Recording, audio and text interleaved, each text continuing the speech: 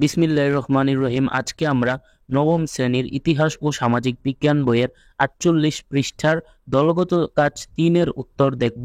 এটা হলো তৃতীয় অধ্যায়, বাংলাদেশ ও বঙ্গবন্ধু, মানবতাবাদী ধারা ও অসাম্প্রদায়িক চেতনা অধ্যায় থেকে নেওয়া হয়েছে। তাহলে চলো আমরা এই কাজটাকে পড়ে নিই। দলগত কাজ 3। এখন আমরা বঙ্গবন্ধুর আদর্শ ও মুক্তিযুদ্ধের চেতনা বিষয়ে আলোচনা করি। এরপর আমরা ব্যক্তি স্বার্থের ঊর্ধ্বে জাতীয় স্বার্থকে অগ্রাধিকার দেওয়ার জন্য ব্যক্তিগত, সামাজিক ও রাষ্ট্রীয় ক্ষেত্রে আমাদের করণীয় বিষয়ে আলোচনা করি। এরপর নিচের চিত্রের মতো চিত্র একটি পোস্টার পেপারে আমাদের করণীয়গুলো লিখে দেয়ালে টানিয়ে রাখি। তো এদিকে কিন্তু দুইটা বিষয় করতে বলা হয়েছে, মানে এখানে দলগত কাজ 3-এ দুইটা কাজ দেওয়া আছে। প্রথম কাজটা হলো বঙ্গবন্ধুর আদর্শ ও মুক্তিযুদ্ধের চেতনা বিষয়ে আলোচনা করি, এবং দ্বিতীয়ত আমাদেরকে ব্যক্তি স্বার্থের ঊর্ধ্বে জাতীয় স্বার্থকে অগ্রাধিকার দেওয়ার জন্য ব্যক্তিগত, সামাজিক ও রাষ্ট্রীয় ক্ষেত্রে আমাদের করণীয় বিষয়ে আলোচনা করার পরে একটা পোস্টার তৈরি করতে হবে, এবং পোস্টারটা কিছুটা এই চিত্রের মতো হবে। যেহেতু বলেছে পোস্টার তৈরি করতে, তাই তোমাদের প্রথমে একটা পোস্টার পেপার সংগ্রহ করতে হবে।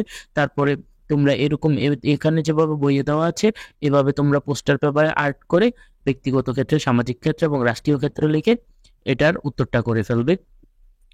আর প্রথম যে লাইনটা, অর্থাৎ বঙ্গবন্ধুর আদর্শ মুক্তিযুদ্ধের চেতনা বিষয়ে আলোচনা, এটা নিয়ে আলোচনা করার ক্ষেত্রে আমাদের বাংলাদেশের যে ইতিহাসটা আছে, বাংলাদেশ প্রতিষ্ঠার ইতিহাসটা সংক্ষেপে আলোচনা করতে হবে। অর্থাৎ 1948 সাল থেকে পাকিস্তানিরা আমাদের উপর যে নিপীড়ন শুরু করেছিল ভাষা আন্দোলনের মাধ্যমে, এবং 1972 সালে বঙ্গবন্ধুর স্বদেশ প্রত্যাবর্তন, এবং বঙ্গবন্ধু যে 1974 সালে ইউনেস্কোতে বাংলাদেশের পক্ষে একটা ভাষণ দিয়েছিল, সেই ভাষণ পর্যন্ত আমাদের যে ইতিহাস আছে, এবং এই ইতিহাসে বঙ্গবন্ধুর যে অবদান আছে সেই অবদানটা আমাদের উল্লেখ করতে হবে। তো এতক্ষণ আমরা প্রশ্নটা নিয়ে একটা আলোচনা করলাম, এখন চলো আমরা উত্তরপত্রটা দেখে আসি।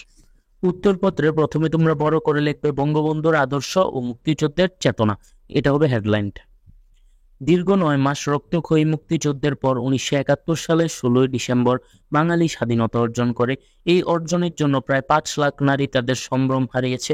পাকিস্তানি সামরিক বাহিনী ও তাদের দূষরদের অত্যাচারে প্রায় 30 লাখ মানুষ শহীদ হয়েছেন ও 1 কোটিরও বেশি মানুষ দেশ ছেড়ে ভারতে আশ্রয় নেন।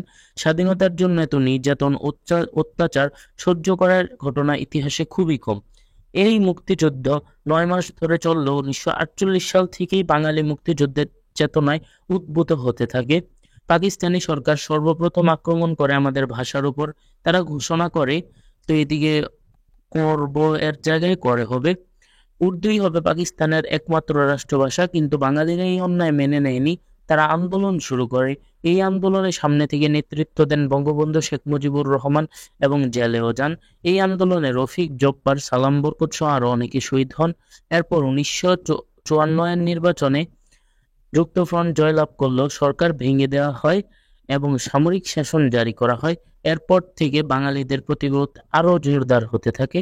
66 এর 6 দফা আন্দোলন, 69 গণ অভ্যুত্থানের চাপে 1970 সালে সাধারণ নির্বাচন করতে বাধ্য হয়। বঙ্গবন্ধু ও তার কর্মীদের নিরন্তর চেষ্টায় আওয়ামী লীগ এই নির্বাচনে জয় পায়, কিন্তু পাকিস্তানি সরকার ক্ষমতা হস্তান্তরের নামে নানা টালবাহানা শুরু করে, আর গোপনে গোপনে বাংলা আক্রমণের ফন্দি আটে। বঙ্গবন্ধু তাদের এই উদ্দেশ্য বুঝতে পেরে 1971 সালের 7 মার্চ তার ঐতিহাসিক ভাষণ দেন। এই ভাষণে তিনি ঘরে ঘরে দুর্গ গড়ে তুলতে বলেন। এই ভাষণে তিনি প্রথমবার বাংলাদেশ শব্দটা ব্যবহার করে বাংলাদেশের স্বাধীনতা ঘোষণা করেন, আর যা কিছু আছে তাই নিয়ে যুদ্ধে ঝাঁপিয়ে পড়তে বলেন। এর মধ্যে পাকিস্তানিরা অস্ত্র জড়ো করে 25শে মার্চ রাতে বাংলাদেশে অপারেশন সার্চলাইট নামে নির্মম হত্যাকাণ্ড চালায়। 26শে মার্চ প্রথম প্রহরে বঙ্গবন্ধু স্বাধীন, তো এদিকে স্বাধীনের পরে হবে বাংলাদেশের ঘোষণা দিয়ে গ্রেফতার হন। এরপর থেকে দীর্ঘ 9 মাস রক্তক্ষয়ী সংগ্রামের মাধ্যমে বাংলাদেশ স্বাধীনতা অর্জন করে। 1972 সালে বঙ্গবন্ধু স্বদেশ প্রত্যাবর্তনের পর থেকে যুদ্ধবিধ্বস্ত বাংলাদেশকে পুনর্গঠনের অঙ্গীকার নেন। তিনি 1974 সালে জাতিসংঘে বাংলায় ভাষণ দিয়ে বিশ্ববাসীর কাছে বাংলাদেশকে পরিচিত করান। তিনি কৃষকদের ভাতা প্রদান, বৃদ্ধদের ভাতা সহ রাস্তাঘাটের ব্যাপক উন্নয়ন করান। তিনি শৃঙ্খলা রক্ষার জন্য অতি দ্রুত সংবিধান প্রণয়নের ব্যবস্থা করেন। 1975 সালের 15ই আগস্ট তিনি কতিপয় বিশ্বাসঘাতকের হাতে সপরিবারে শহীদ হন। এভাবেই তিনি বাংলাদেশের স্বাধীনতা ও উন্নয়নের জন্য নিজের জীবনের কথা না ভেবে সর্বস্ব দিয়ে চেষ্টা করে গেছেন। তো প্রথম লাইনটার যেই উত্তর সেটা আমরা এতক্ষণ করলাম। এখন আমরা যে পোস্টার পেপারে যে চার্টটা তৈরি করতে বলা হয়েছে সেটার উত্তর দেখব। শিরোনাম হবে ব্যক্তি স্বার্থের ঊর্ধ্বে জাতীয় স্বার্থকে অগ্রাধিকার আমাদের করণীয়। প্রথমে ব্যক্তিগত ক্ষেত্রে, তো আমি এদিকে নর্মাল করে ছক করে লিখে দিলাম, কিন্তু তোমরা যেহেতু পোস্টার পেপারে করবে তাই তোমাদের ওইভাবে বইয়ে যেভাবে দেওয়া আছে সেভাবে করলেই ভালো হবে। ব্যক্তিগত ক্ষেত্রে মানে ব্যক্তিগত ক্ষেত্রে আমরা কিভাবে ব্যক্তি স্বার্থের মানে নিজের স্বার্থের ঊর্ধ্বে আমাদের জাতীয় অর্থাৎ দেশের স্বার্থটাকে বেশি প্রাধান্য দেব, এবং এই প্রাধান্য দেওয়ার ক্ষেত্রে আমাদের কি কি করণীয়। দেশকে ভালোবাসবো ও দেশের সেবায় সবসময় নিজেকে নিয়োজিত রাখবো। তো এদিকে আমি অনেকগুলো পয়েন্ট দেওয়ার চেষ্টা করেছি, 4টা পয়েন্ট দিয়েছি প্রত্যেকটার ক্ষেত্রে, তোমরা চাইলে কিছু কমিয়ে নিতে পারো। 2, সাম্য, উদারতা ও অসাম্প্রদায়িক আদর্শ প্রতিষ্ঠা করব। 3, নিঃস্বার্থভাবে দেশের কল্যাণের জন্য মত প্রকাশ করব। 4, নিজের গণতান্ত্রিক দায়িত্ব পালন করব। তো এদিকে নাম্বারিং একটু মিস্টেক আছে। তারপরে হলো সামাজিক ক্ষেত্রে। 1, সরকারের গঠনমূলক সমালোচনা করব। আমরা বাঙালিরা সাধারণত মানে কোনো কিছু না বুঝে সমালোচনা করে থাকি, কিন্তু আমাদের যদি দেশের সত্যিকারের উন্নতি চাই তাহলে কিন্তু আমাদের অযথা সমালোচনা করলে হবে না। আমরা আমাদের সরকারের যে কাজকর্মগুলো আছে সেগুলোর গঠনমূলক সমালোচনা করব। মানে সরকারের কাজগুলোর মধ্যে কোন কোন জায়গায় ভুল হচ্ছে সেই জায়গায় যুক্তি দিয়ে আমরা তারপরে এই কাজগুলোর সমালোচনা করব। 2, নিজের ধর্মীয় সংস্কৃতি রক্ষার প্রতি সচেষ্ট হব। 3, বিপদে সমাজের মানুষের পাশে দাঁড়াবো।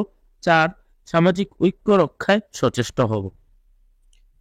তারপরে রাষ্ট্রীয় ক্ষেত্রে। 1, নিজের রাষ্ট্রের স্বাধীনতা রক্ষার জন্য জীবন দিতে প্রস্তুত থাকব। 2, দেশকে অর্থনৈতিক, সামাজিক, রাজনৈতিক, সাংস্কৃতিক অস্থিতিশীলতা থেকে রক্ষা করব। 3, কূটনৈতিক উদ্যোগ ও আয়োজন করব। 4, দরিদ্র দেশগুলোর প্রতি সাহায্যের হাত বাড়িয়ে দেব। তো এতটুকুই ছিল আমাদের আজকের এই ছক। ভিডিওটা ভালো লাগলে একটা লাইক করে আমাদের চ্যানেলটাকে সাবস্ক্রাইব করে পাশেই থাকবে এরকম আরো নতুন নতুন ভিডিও পাওয়ার জন্য। তাহলে দেখা হচ্ছে পরবর্তী ভিডিওতে।